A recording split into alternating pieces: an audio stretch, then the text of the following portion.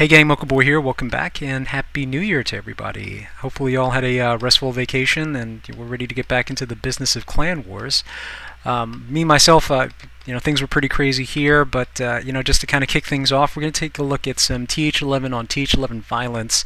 I'm visiting with a clan called the Rejects, and they got hammered pretty bad this last past war with some AQ Walk Lalo attacks. So we're going to take a look. We're just going to jump right into those attacks right here. Bird of Prey. Let me just pause this real quick and just give you a quick overview of what's going to go down. Standard Dragonflower derivative of a base, 12 pocket base, but obviously reconfigured to fit the eagle. Now with the AQ walk here, notice it's five healers, 2 lava hounds, 20 balloons, and then 40 heroes along with the 20 Grand Warden. So the plan here for this attack is to get the AQ and the Grand Warden, moving over in this direction, and then obviously to either avoid that air defense, but then take out that air defense as well as take out that eagle, and then hopefully punch in through to the Inferno Tower. And then once that's all done, just sweep what's left of the base with what's left of your Lalo attack, with what's left of your Lalo troops, and clean up the base for 3 stars.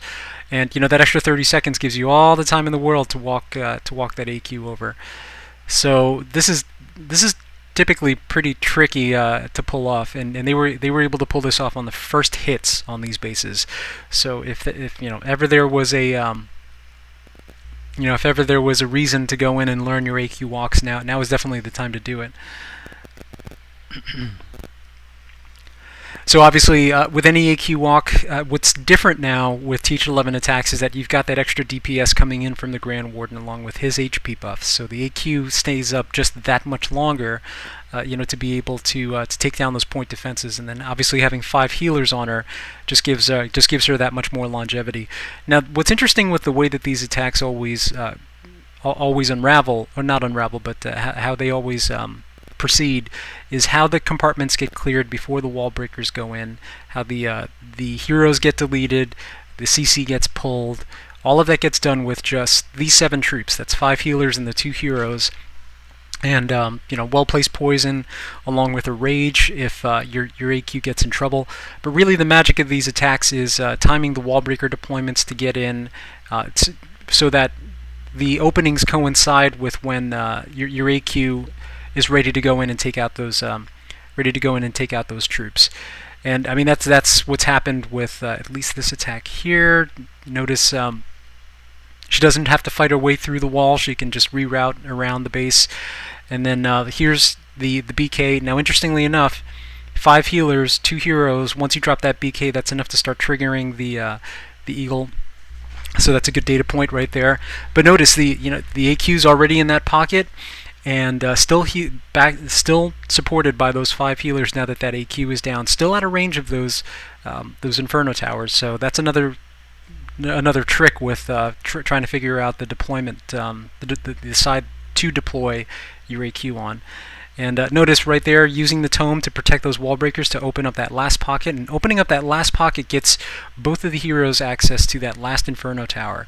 Now what's interesting about that is that there's nothing backing up that Inferno Tower. So apart from that one Archer Tower, so they have all the time in the world. Your healers have all the time in the world.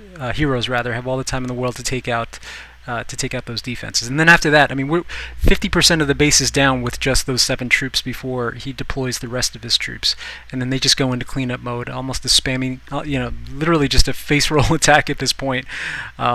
Bringing a full war army to only take out 50% of a base is a pretty good deal, if you ask me.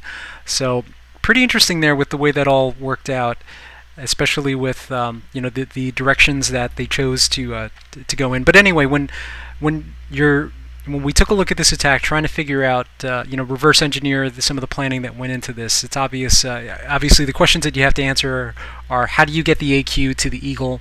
How do you get the AQ to clear a path through those air defenses, and then onto the eagle, and then at least one of the Inferno Towers? And if you can figure all that out, then you've got your pathing for these Dragonflower bases. And then, as you can see there, 3 heroes. 50% of the base was down before the main attack came in, and then on to the rest. Now the same thing happened with number 4, lower walls, but again max defensive heroes. The AQ walk's going to happen over on this hand, over on this side. Now there's only 6 wall breakers for this one, so it looks like there were only 2 positions where she needed to come in. Let's see. I'm just going to speed through this portion right here. Didn't even need to worry about funneling, just came in on the corner, biased off to the south. First set of wall breakers went down to open that compartment, which gives the AQ access to that air defense. The first rage goes down just to recharge her and speed up the damage, plus anticipate the defending queen. She'll be able to just 3-shot her.